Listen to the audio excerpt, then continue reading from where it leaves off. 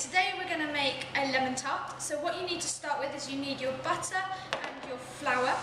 You need your butter cut into small little lumps as you're going to be rubbing it in, and you need it to be able to mix into all the flour rather than just having big clumps. So once you've got your butter into your bowl, you need to make sure you're using the rubbing technique. The rubbing technique, just use your fingers and your thumb, and it is actually squashing the flour and the butter together to make it look like breadcrumbs. If you were to use the palm, it's warmer, so it would start melting all the butter and would form a clump rather than the breadcrumbs. You need to make sure you're going right down to the bottom of the bowl to make sure that all the flour is being mixed, and you need to make sure all the lumps are being squashed, not just the ones at the top, not just the ones at the side. Make sure you're getting all of it mixed in. And you need to make sure you're lifting the flour up. Not only does that allow air to go into the mixture, making it light, but it also allows the mixture not to get too hot. It cools it down with the air around it. Now when you think you're almost there with the mixture, you need to shake the bowl and all the big lumps come to the top. Now if you take one of the lumps and squeeze it and it's still got butter in it, you need to keep going. But if it crumbles and it's just breadcrumbs, that means your mixture is just ready to go with the water.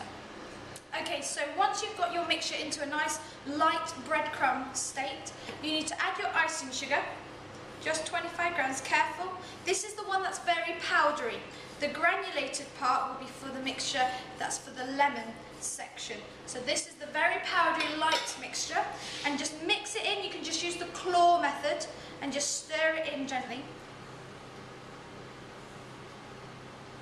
Okay, once we've added the sugar, we need to add the egg in. Now, if we add too much liquid, the mixture will turn into a dough, and it won't be crumbly and give us that wonderful pastry texture that we like. So we're going to add the egg in slowly, just adding the yolk in, and if need be, we'll add a little bit of white at a time until we've got a nice crumbly texture.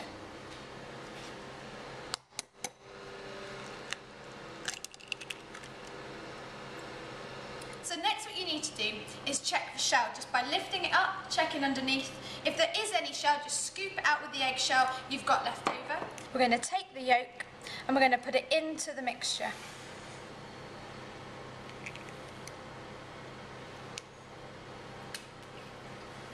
Okay. And then what we're going to do is, by using the claw, we're going to start mixing the two together.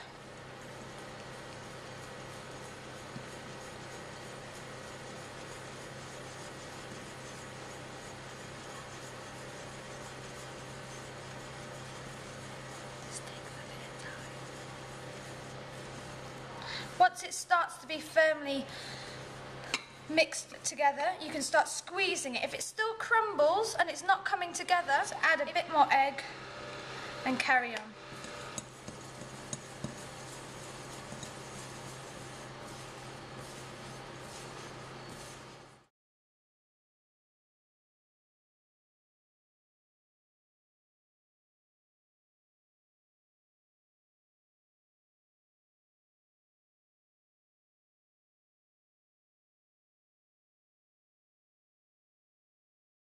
Now the dough has been brought together, we need to leave it on the desk to rest, and we need to clean down all our bowls and equipment we've used so far.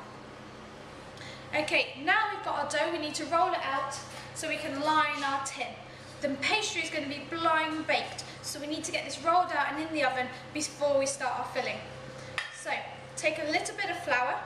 Remember, you only want enough flour on the board. You don't want excess, you don't want too much, you just want enough. The more flour that goes into the dough, the drier it becomes. So we just want enough to sprinkle to add a light dusting.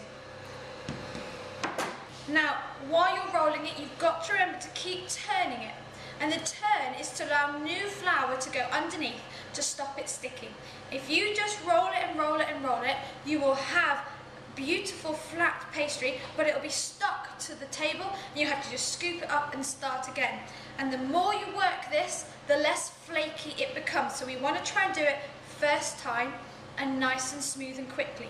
So you take it, you make sure there's flour underneath, and it's a gentle forward pushing. You don't want it to be too hard, you want it to allow the rolling pin to do most of the flattening, and you just making sure it's moving and spreading as you go along. First roll's done, take it, turn it, and roll again. Okay, so now you've got your pastry rolled out. It's good just to measure it. You want it to cover the whole of the tin and a bit extra because you've got the sides as well. So once you've got it that size and you're happy with it and you know it's loose, take the rolling pin and very gently roll it around because that's how you're going to pick it up. Move the tin close to the pastry and just drop it over it, allowing it gently to sink in. And you'll have no tears and no creases. Okay, once you've got your dough into the tin, if you just take a little bit of the excess and roll it into a ball, this can help you push the sides in without getting all finger marks and nail piercings in, which is what we don't want, because then the liquid can flow through that and it can just look untidy and unneat. We want it to be nice and smooth, and we want it to be as close in to the edge as we possibly can. Okay, once we've done this, we're going to allow the excess to stay over because it's going to shrink a little as it's in the oven, and that will mean that we've still got a nice height for our filling. So you need to get a tray and you need a label so we know this is your tart, and you need to place this onto the tray. Now what we're going to do is get the baking beans and we're going to make sure we blind bake the pastry. So you need a piece of greaseproof paper, screw it up, open it up again, and this will help us get into all the corners. You're going to place this in and very gently, you don't want to damage your pastry, push it in so there's a separation between the beans and the pastry because we don't want to eat any of the beans or the rice. Then you want to put 2 handfuls of baking beans into your mixture, and you just want to push them up the sides and allow the middle to be slightly flat. The reason we do this is because pastry has a tendency to bubble and rise, and we want that nice flat area so that we've got lots of tart, and when we slice it we can see a smooth pastry at the bottom.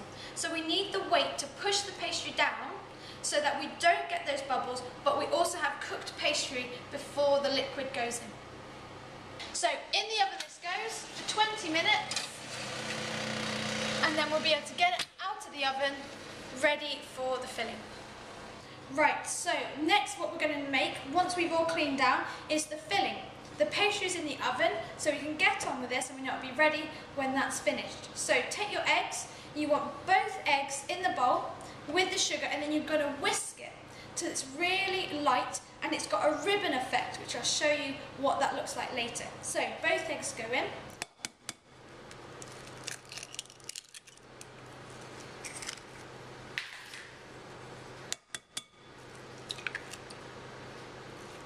Do you want me just to add the sugar and carry on? Yeah.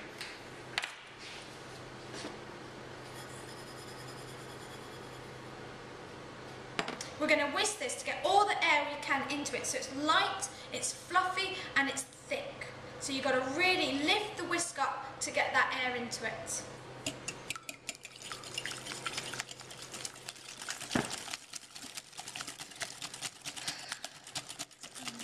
I'm going to get the electric whisk in a minute. So once you get it to this stage, you should be able to draw a star or something, and it holds itself on top. When you can do that, you know it's thick enough to add the other ingredients. So next, you've got your cream and your lemon juice, and you want to slowly add them into the mixture together.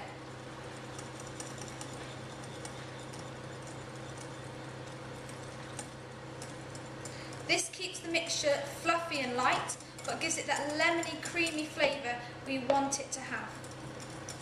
Once this is all mixed in, you can pour it back into that jug, and it's ready to go in the case once that's finished cooking. So once it's been in for 20 minutes, you need to carefully get it out the oven using oven gloves.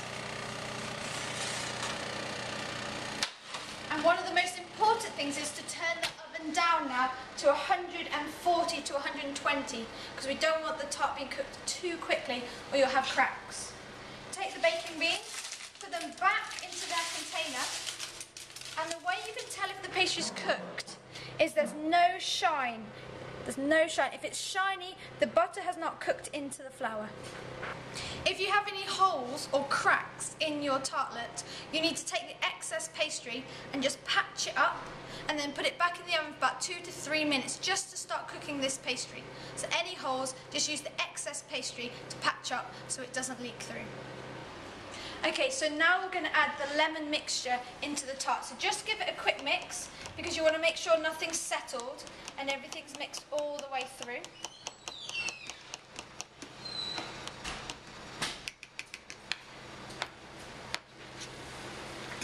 And then put your tart back into the oven and carefully with your measuring jug pour the mixture in.